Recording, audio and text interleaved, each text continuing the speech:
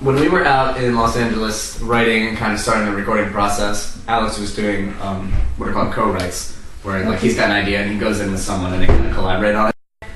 This certain time it was with Tony Canal, who used to play, who plays in No Doubt. It was phenomenal, you know. So they came up with this idea of Toxic Valentine.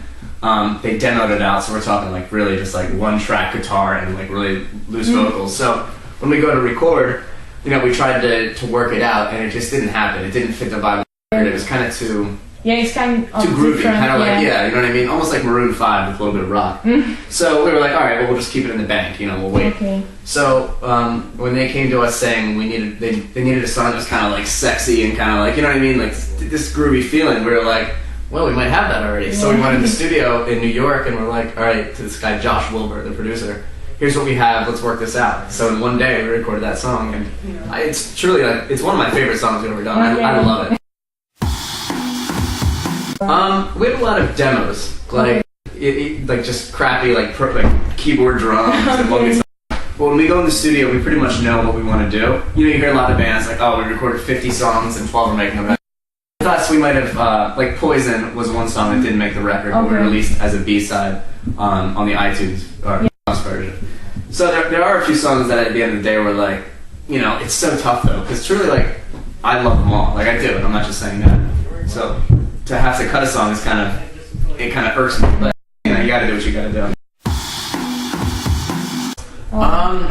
You know, it's never really crossed our minds, but I think one thing that's pretty cool about this band is the ability of our music to translate acoustically. Like people that see us play acoustic really do enjoy it. So nice. City make okay. So one thing that might be a cool idea in the future is to do kind of like an acoustic EP. You know, do a whole record acoustically, but maybe in between two album cycles, put out a 4-song EP or something like that. And I mean, we're lucky enough to have Alex as a vocalist that really shines, so we could have. Basically, Krang has always been a massive supporter of us, you know, ever since the beginning. And so when they asked us to do this tour, we were all for it. I think it's in like the second week of January next year, or in 2010.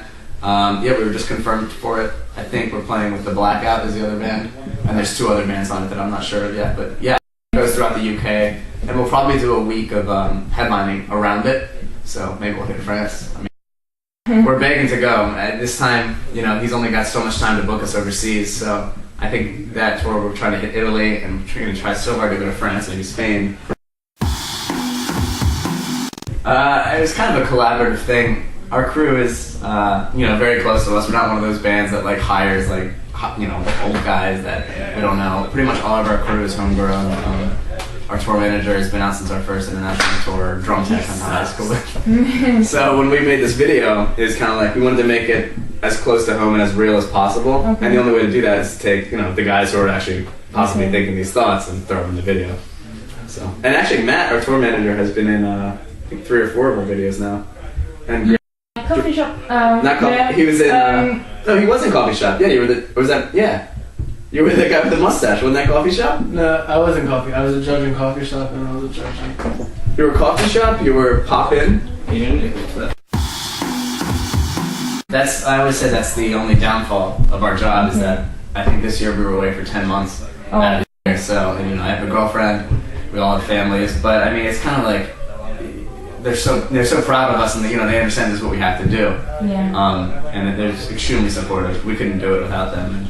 It is the worst part though. Is kind of like going away from home when you have these people that love you and you love. But yeah, they understand it's what you have to do.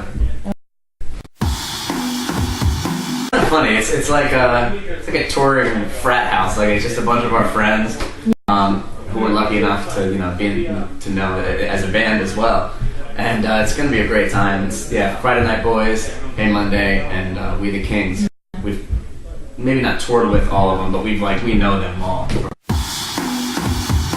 It's still something that's really up in the air. Like we hung out with the Good Charlotte guys a few times. We're both from Maryland. Something we both really want to happen. At this point, it's just figuring out the logistics of it all, when we're going to do it, who we're going to do it with, and when we do it, if we do it, it's going to be all around the world. So, I mean, I've looked up to those guys since as far as I can remember, so to tour with them would be a dream come true. fine. Je parle français. Okay. Petit peu. How long have you been studying French? I studied French for all 4 years of high school. Okay. So 9th, 10th, 11th, 12th grade, as we call it. And I loved it. I mean, I always kind of like, I didn't really study it as much as I wanted to. Have you ever been to France? No, and I want to so bad. Even and we were talking like, when we get home from this tour, we have 5 days, and we leave for the Glamour Kills tour. If we had like 2 weeks, we probably would have gone to France for like a couple days, going to Italy and just vacationed. But it'll happen. We started off this band as like a hobby. Yeah. And that was really a job, so it kind of just, we got bigger and bigger and just kind of kept doing the same thing. But we don't have any like, we don't all put our hands in on parade or anything like that. Team stuff. Yeah, we just kind of like we hang out together and then go on stage together and then hang out together afterwards. It's kind of nice.